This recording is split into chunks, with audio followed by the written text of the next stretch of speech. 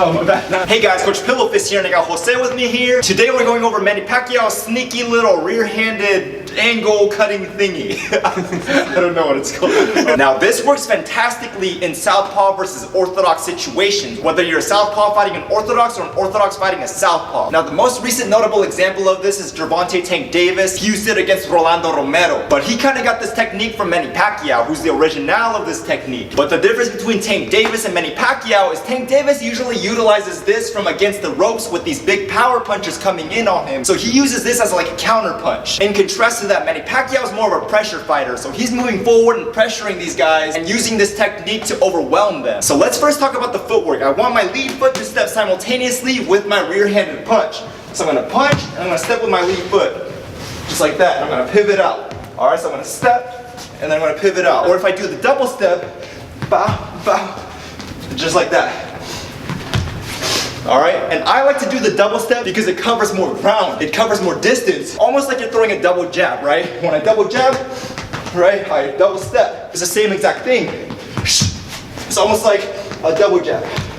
Just like that. So I got Jose in the southpaw stance right here. Now the key thing is that I want my lead foot to land on the outside of his lead foot. Not on the inside of it, on the outside of it. And I want my foot to land relatively close to his foot. I don't want my foot to land all the way over here, because when I pivot, I'm gonna be too far away from him. So I want it to land relatively close to his feet, and then I'm ready to go.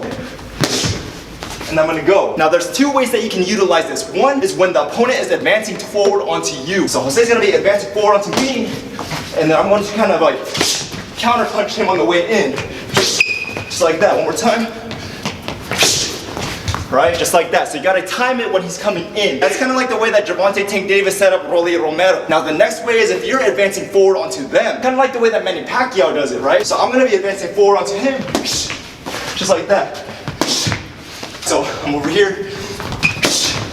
And I'm advancing forward onto him. Now a key thing to make precise timing and speed of this is to square your shoulders up before you throw that rear hand out, right? Because when your shoulders are squared, you're able to throw that rear hand out so much faster. Now obviously if you're always squaring your shoulders up like this, then you're in a vulnerable position and the opponent can know what you're doing, right? So you want to disguise it. The way that Manny Pacquiao disguises it was with head movement, right? So he's moving his head, slipping side to side, and then when his head slips to the lead hand side, then he's in a position to shoot that rear hand out. So with Jose, right, I'm moving my head, right?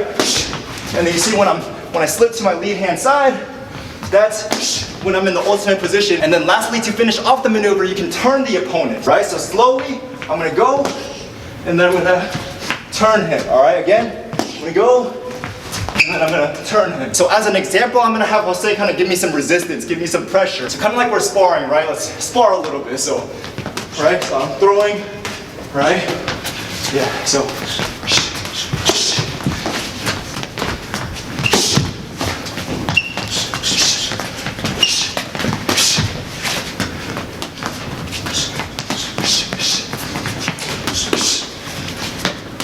Oh, my bad. Okay, that's the point.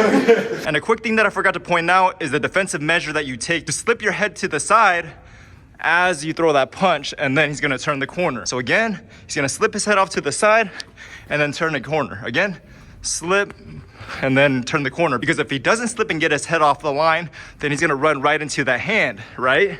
So he's gonna slip, boom. So he's gonna slip, boom, and then turn the corner. But alright everybody, thank you guys for tuning into that video. If you guys have any questions, just comment down below. Please like, comment, subscribe to the channel. We'll see you guys on the next one.